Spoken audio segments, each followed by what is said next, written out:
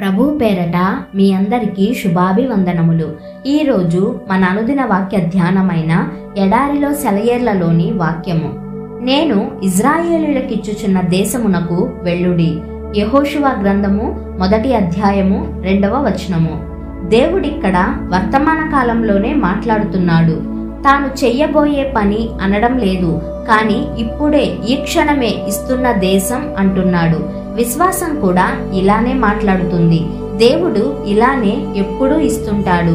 కాబట్టి ఈ రోజున ఇప్పుడే దేవుడు నిన్ను కలుసుకుంటున్నాడు. ఇది నీ విశ్వాసానికి పరీక్ష. కాబట్టి నువ్వు నమ్మడం లేదన్నమాట. అది ఆశ కావచ్చు, అది చిత్తశుద్ధితో వాంఛించడం కావచ్చు, విశ్వాసం మాత్రం కాదు. ఎందుకంటే విశ్వాసం అనున్నది నిరీక్షింపబడు వాటి యొక్క నిజస్వరూపమును, అదృశ్యమైనవి ఉన్నవనుటకు రుజువునై ఉన్నది. నమ్మకమున్నా ప్రార్థన చేసే వారికి ఆజ్ఞ వర్తమాన కాలంలో ఉంది.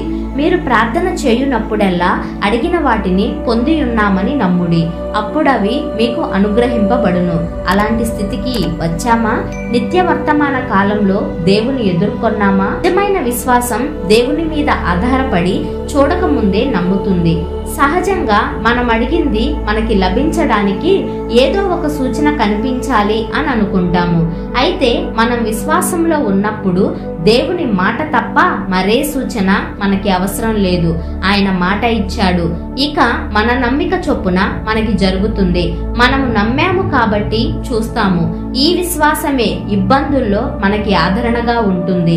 పరిస్థితులన్నీ దేవుడిచ్చిన మాటకి వ్యతిరేకంగా ఉన్నప్పుడు మనల్ని నిలబెడుతుంది. కీర్తనాకారుడు అంటున్నాడు, సజీవుల దేశమున నేను యెహోవా దయను పొందుదునన్న నమ్మకము నాకు లేని ఎడల నేనేమవుదును? తన ప్రార్థనలకి జవాబును ఇంకా చూడలేదు, కానీ చూస్తానని నమ్మకముంచాడు. ఆ నమ్మకమే అతన్ని సొమ్మసిల్లిపోకుండా చేసింది. చూస్తామన్న నమ్మిక ఉంటే అది మనల్ని నిరుత్సాహానికి గురి కాకుండా చేస్తుంది. అసంభవాలనుకున్న వాటిని చూసి నవ్వుతాము. ఇబ్బంది నుండి మానవ పరంగా విడుదల లేదనుకున్న సమయంలో ఎర్ర సముద్రాన్ని దేవుడు పాయలు చేసే దృశ్యాన్ని ఆనందంతో వీక్షిస్తాము. సరిగ్గా ఇలాంటి తీవ్రమైన కష్ట సమయాల్లోనే మన విశ్వాసం అభివృద్ధి చెంది బలపడుతుంటుంది. ఆందోళన చెంది ఉన్న ఆత్మలారా, సుదీర్ఘమైన రాత్రులలోనూ విసుగు చెందించే పగటి వేళల్లోనూ ఆయన మిమ్ములను మర్చిపోయాడేమోనని భయపడుతున్నారా? ఆతృతగా ఆయన కోసం ఎదురు చూస్తున్నారా? మీ తలలెత్తండి. మీ దగ్గరికి వస్తూ ఉన్న విడుదల కోసం ఇప్పుడే ఆయన్ని స్తుతించండి.